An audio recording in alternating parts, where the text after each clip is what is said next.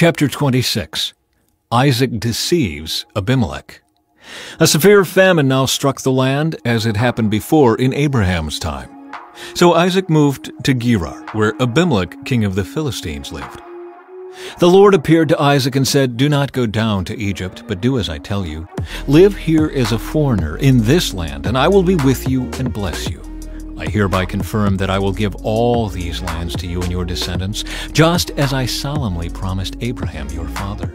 I will cause your descendants to become as numerous as the stars of the sky, and I will give them all these lands.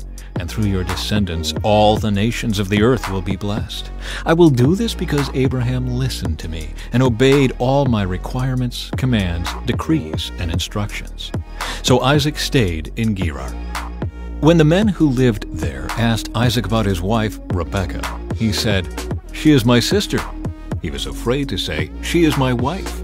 He thought, "They will kill me to get her, because she is so beautiful." But some time later, Abimelech, king of the Philistines, looked out his window and saw Isaac caressing Rebekah. Immediately, Abimelech called for Isaac and exclaimed, "She is obviously your wife. Why did you say she is my sister?" "Because I was afraid someone would kill me to get her from me," Isaac replied. "How could you do this to us?" Abimelech exclaimed. "One of my people might easily have taken your wife and slept with her, and you would have made us guilty of great sin." Then Abimelech issued a public proclamation. "Anyone who touches this man or his wife will be put to death." Conflict over water rights.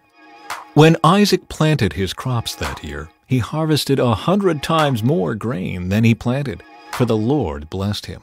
He became a very rich man, and his wealth continued to grow.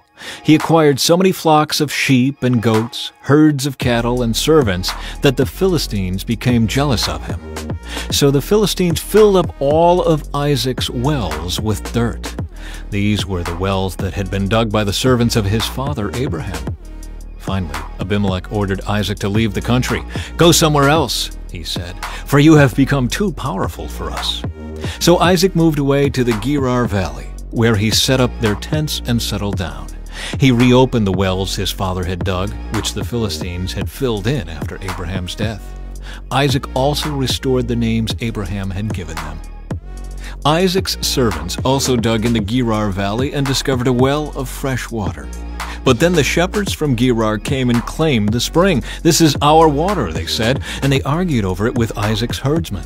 So Isaac named the well Esek, which means argument. Isaac's men then dug another well, but again there was a dispute over it, so Isaac named it Sitnah, which means hostility. Abandoning that one, Isaac moved on and dug another well. This time there was no dispute over it, so Isaac named the place Rehoboth, which means open space. For he said, "At last the Lord has created enough space for us to prosper in this land." From there, Isaac moved to Beersheba, where the Lord appeared to him on the night of his arrival.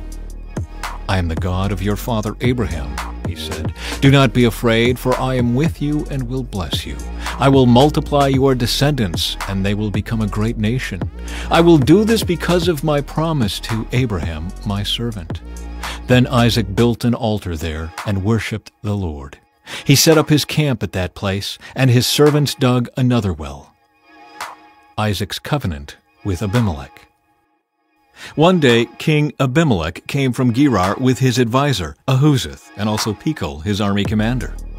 "Why have you come here?" Isaac asked. "You obviously hate me since you kicked me off your land." They replied, "We can plainly see that the Lord is with you. So we want to enter into a sworn treaty with you.